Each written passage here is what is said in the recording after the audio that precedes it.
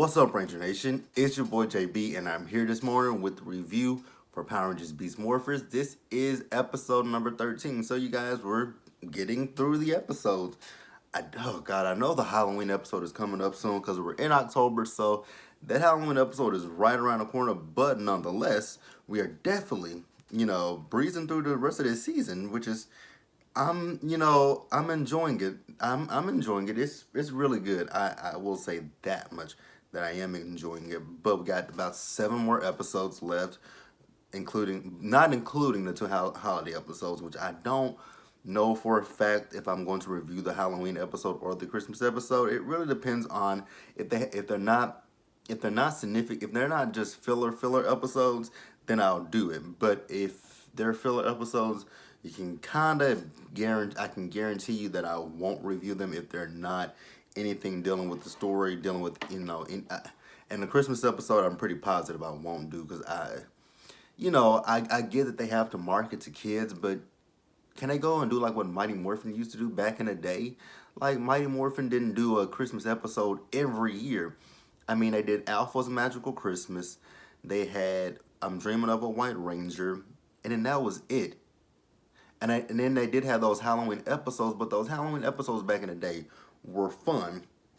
Like, I'm about to look through here and see what they were. Because, I mean, the Halloween episodes, you had the one with the pumpkin wrapper. And that was in season 1. Let's see. What episode? What box? What DVD is that on? Yeah, it doesn't really matter. But, we had the pumpkin wrapper episode. Trick or Treat, when Kimberly, is that it? Kimberly competes against Skull on a game show for a chance to win a brand new car while the pumpkin wrapper seeks to ambush the Rangers. Like, that was a good episode. And then, in the season 2 with Lord Zed, you had, it was the episode, I think the Halloween episode was, which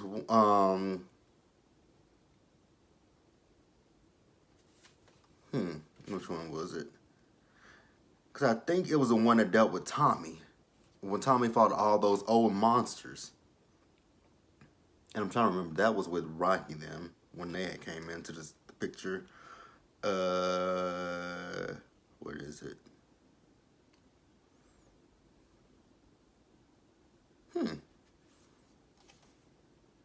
Or was it Tom? Or was it, man. It wasn't Zedways, but either way it go, it was good nonetheless. Those were good nonetheless. And then even in Zeo, a season to remember, that episode I could have definitely dealt without. I didn't know that episode was not going to be that good, but even still, it was still a okay episode.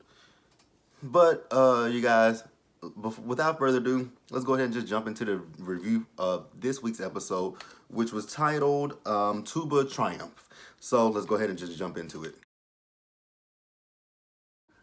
Alright, you guys, so we see our heroes, they're at the park, and they're having a good time. So we see it is, Devin, Zoe, Steele, and Nate. They're playing some sort of sport. I really wasn't paying attention to what they were playing. I'm going to go back a little bit later and rewatch the episode, to get a better view of what they were doing. So then we also see Ravi. So Ravi is, in the park, he's drawing. And there's a kid there as well. And he's drawing this kid who's playing the tuba. And then some bullies come up to this kid.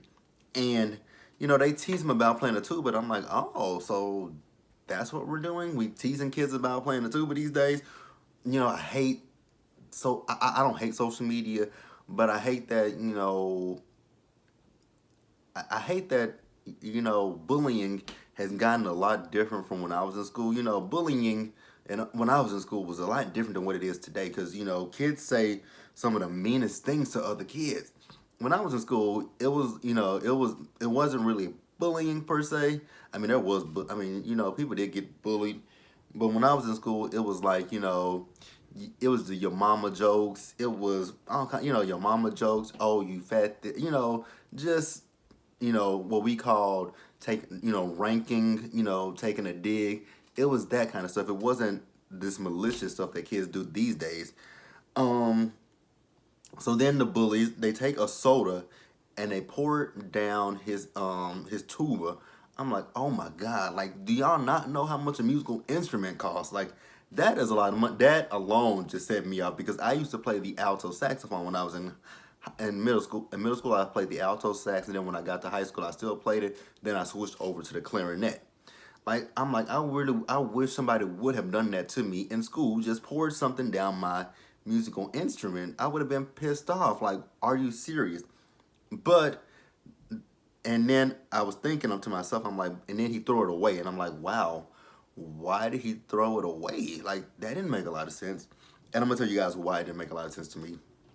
Because being someone who's played a musical instrument, we blow into our instruments so much that at the bottom of them, excuse me, if you guys don't know, you blow into them a lot and spit. It just gets stuck. It just sits there until you actually clean it out. So all instruments come with a thing that you put in it, and it goes to the bottom, and you just pull it through, and it cleans it, and you'll do it repeatedly until you think that you got all the spit out of it. So that's why I was confused. I'm like, he just could have tipped it over, and then he could have just put his, his thing in there to clean it, his cleaning thing in there, and just dropped it in there and just slid it through a few times, and it would have cleaned it. But he threw the tuba away, and I'm just like, wow.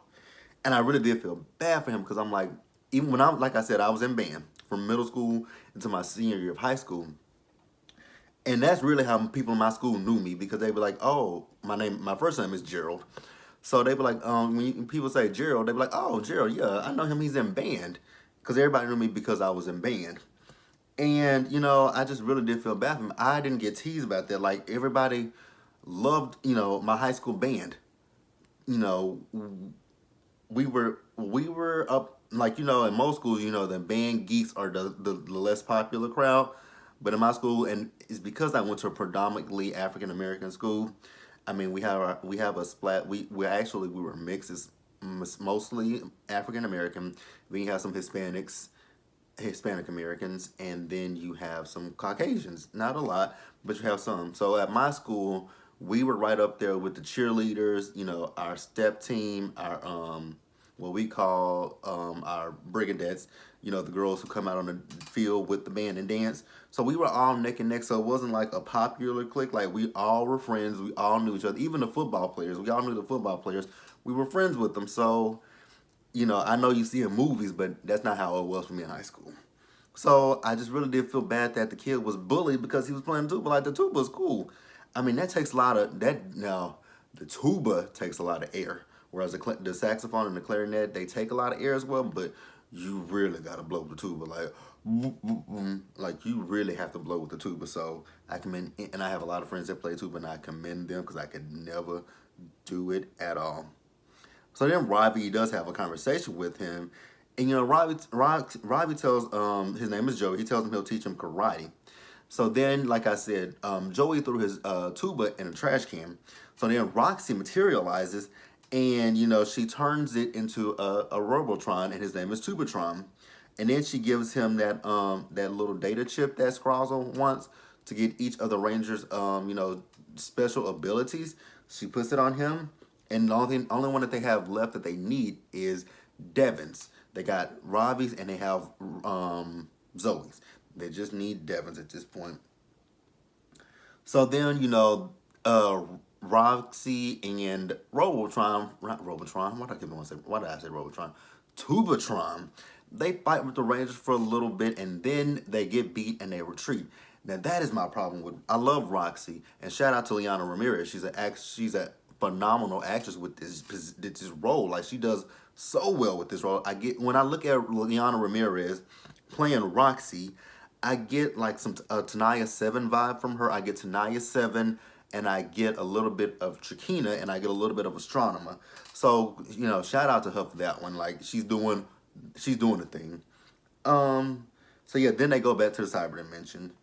And once they get into the cyber dimension, Scrozo tells Roxy, like, hey, you know what? I think I can make a few modifications to him, and that'll amp up his volume just a little bit more. You know what? And that reminds me, like that episode of Power Rangers Lost Galaxy when Trakina sent Jbsayzwhat to Terra Avenger to, she had those sounds, those woofers on her, and that guy, what is his name, Braxton, I think that was his name. And I watch Lost Galaxy all the time, and I forget this. When I come on camera, I forget stuff that I watched for years. But the guy stole Damon's idea and pretend like it was his. That reminded me of that just a little bit. So then we see at Grid Battle Force, Nate, he's reprogrammed the Gigadrone detectors so that way anytime that Tubatron, not Turbotron, Tubatron comes to Earth and he plays his sound, that they'll hear it and they'll instantaneously know where Tubatron is. So that way they can go right there to him and, kind of fight him, beat him up, rough him up just a little bit. All right, so then at the Riptide Gym, we see Ravi. So Ravi is teaching Joey some karate. And it's very, very reminiscent of Mighty Morphin Power Ranger days when, anytime a young kid will come in and they were getting bullied by somebody, they would either, Jason or Tommy would teach them karate. Like, I'm about to look at some of these episodes. Like I got the book from the box set. I still have the box set. I need to buy Power Rangers Super. I really don't want to buy Super Ninja still on DVD, but I need to buy it on DVD so that way it can complete my collection. And then I also need to buy the Blu-ray versions of Mighty Morphin Power Rangers the movie and Turbo Power Rangers movie. And although I don't like Turbo Power Rangers movie, I need to buy it. I kind of want to buy that Steelbook as well, but there's no purpose in me buying the Steelbook because the only DVD of mine that it skips is season 2, volume 2, when we did the power transfer, and I don't know why it skips because I don't really watch that season a lot. But back to what I was saying. So like he's teaching him some karate moves, and it's just like I said, it's just very reminiscent of some early episodes of Power Rangers. Like I remember that episode where Jason and Tommy were teaching that kid how to when he was being teased about playing football, and they took over. It also reminded me of that episode where Zach had that young kid, and he was teaching him hip hop keto. I actually hate that episode because that little boy, Zach showed him that move, and he thought he did a good job with it, but it wasn't what Zach did, and I'm like, okay, I'm gonna stop being. Even as a kid, I didn't like that scene. I'm like, but he just taught him to move, and he didn't. The kid to me didn't have a lot of. I think what it is for me that the kid just didn't have rhythm. That kind of bothered me. So yeah, it reminded me of that episode. What other episode does it remind me of? It also reminds me of some of those early episodes with Billy, when Billy was still a computer geek, and he had some kids come in and he helped them out, but he wasn't a fighter, but he was good with technology, so he could use technology to manipulate things. Let's see what episodes. I'm really trying to think about this.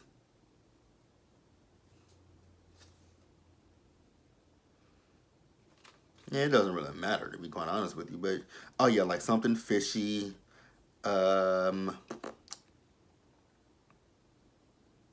uh,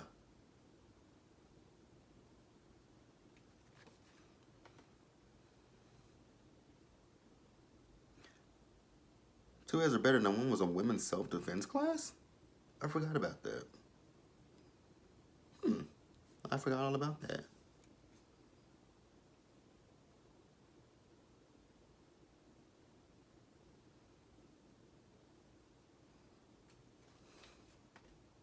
But yeah, I'm sorry to get off on a tangent, but yeah, it just reminded me of some of those episodes from Mighty Morphin Power Rangers. Now, what really reminded me of Mighty Morphin Power Rangers is a move that Ravi was trying to teach to Joey. He was trying to teach him the spinning tornado kick. And if you guys don't know what the spinning tornado kick is, go look at season 1 of Mighty Morphin Power Rangers: Day of the Dumpster. You'll see Jason do the tornado kick. Tornado kick. Doom doom doom doom doom doom doom doom. If you guys like, go check that out. If you guys are like new to Power Rangers, which I don't think anybody who's on my channel who watches Power Rangers and watch these videos are new to Power Rangers. I feel like you guys have been around since the beginning, and if you guys know the tornado kick, that Jason tried to teach, tried to give, when Bulk was like, this is too easy. He's like, okay, then you're ready for some more advanced training. Tornado kick. Doom, doom, doom, doom, doom, doom, doom, doom, doom. And then Bulk tried to do it. And he flipped, boom, and landed on the floor. And Squall go, class dismissed.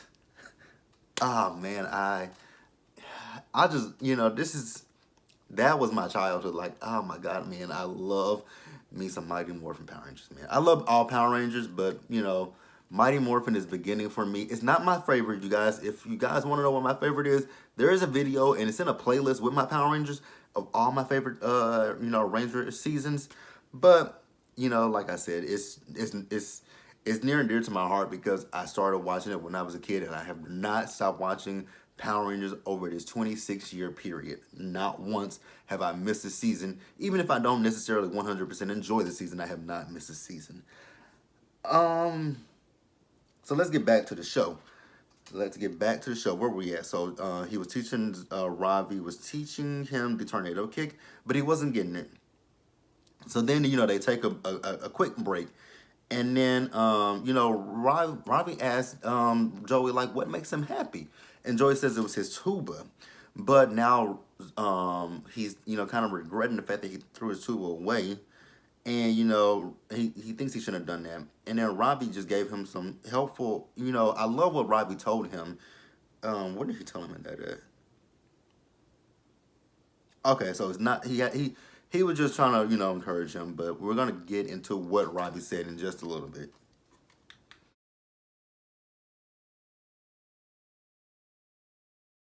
All right, so then we have Turbotron in the cyber dimension. So Scrozzle has given him his modifications, and they need someone to test it on.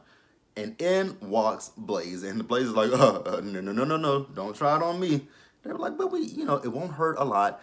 It won't hurt much, but it might hurt a lot. So, Turbotron blasts, Blaze and blows him back. And they're like, good. So he and Roxy leave.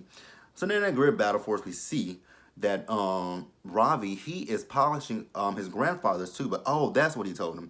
He told him that his grandfather used to play tuba. So, Commander Shaw comes in, and also Ben and Betty came in, and they took a trumpet and a tenor saxophone. So, they were playing with it, and that gunk, I'm like, what? It's a kid's show.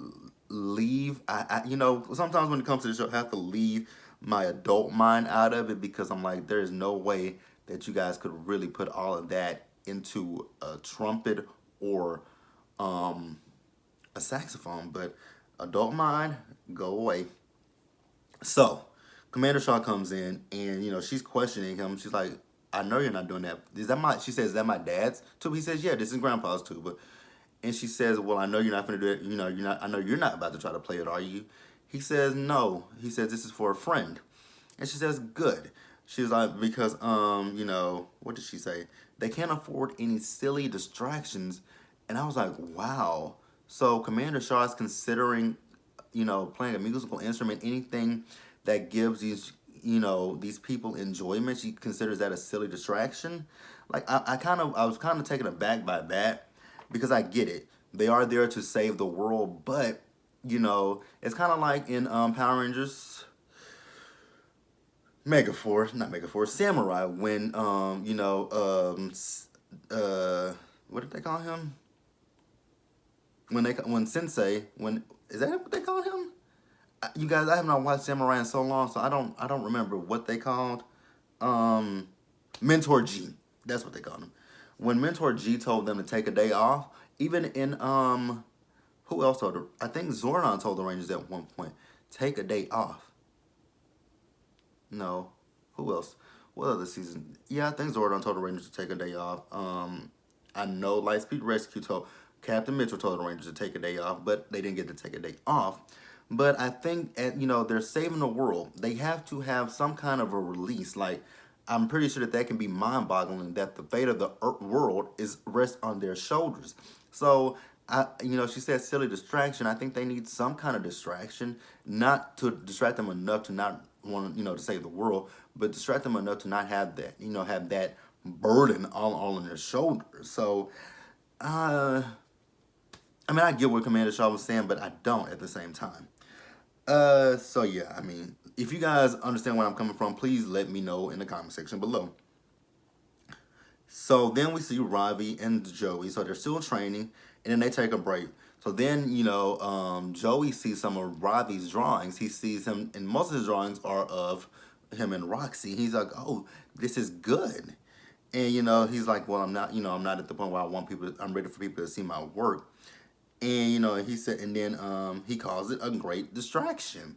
And exactly, it's a distraction. I'm not saying get distracted enough to not save the world, but have a bit of a distraction so that way they can just unwind, let loose, let their hair down.